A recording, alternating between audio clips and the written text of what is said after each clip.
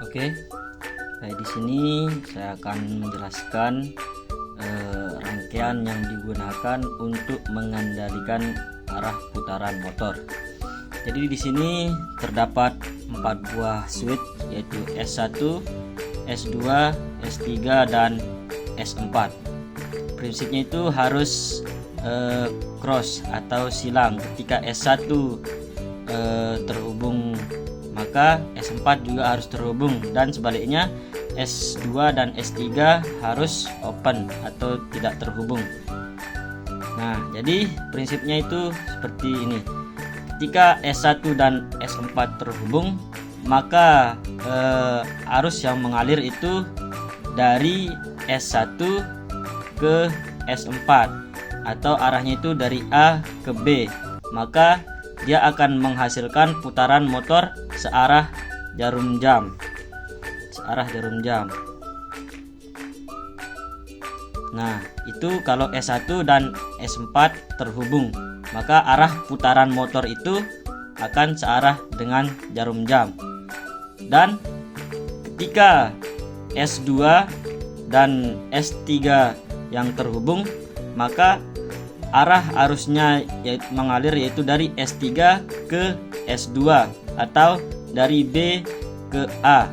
Maka arah putaran motor yang dihasilkan yaitu berlawanan dengan arah jarum jam, karena dari B ke A, maka putarannya berlawanan arah jarum jam.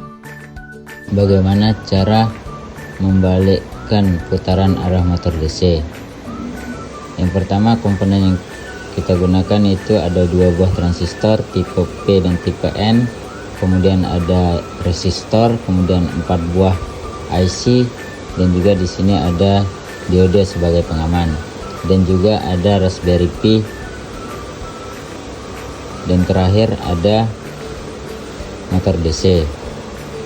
Di sini juga terdapat 2 buah push button, yang dimana jika kita menekan push button sebelah kiri, maka arah putaran motor akan searah dengan arah jarum jam. Kemudian jika kita menekan push button sebelah kanan, maka arah putaran motor akan berbalik dengan arah putaran jam. Jadi begitulah prinsip kerja dari project ini.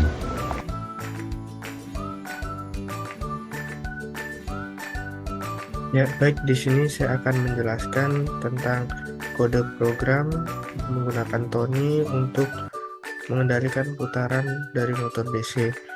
Di sini terdapat from machine import pin, yaitu untuk mengimpor modul pin dari pustaka mesin. Ini ada mesin. Kemudian yang di bawahnya ada from time import slip. Di sini mengimpor fungsi slip dari pustaka time yang digunakan untuk menghentikan eksekusi program sementara dalam satuan detik. Kemudian di bawahnya ada M sama dengan pin 1, pin out value 0.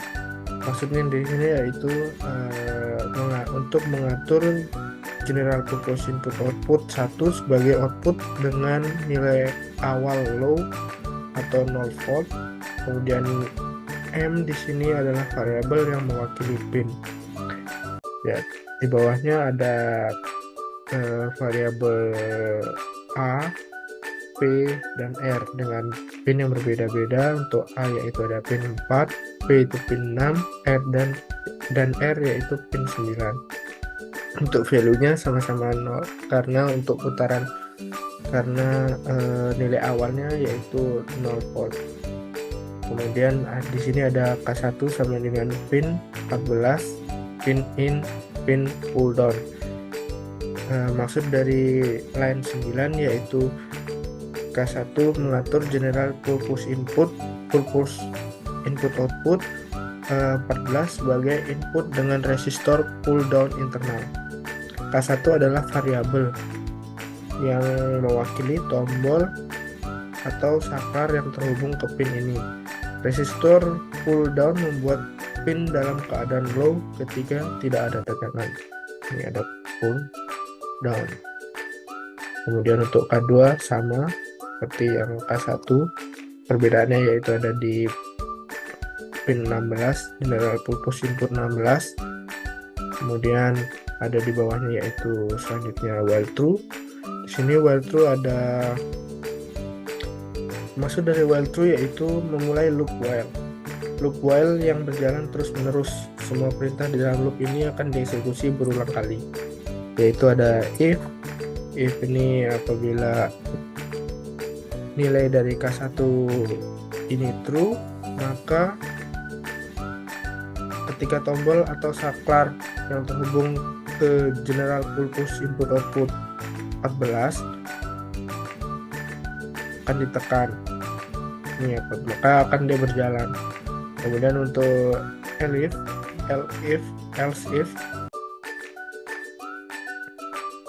di sini maksud dari else if yaitu ada mengecek apakah nilai K2 adalah true atau high, yaitu ketika tombol atau saklar yang terhubung ke GPIO 16 ditekan, berarti akan memutar arah atau kebalikan.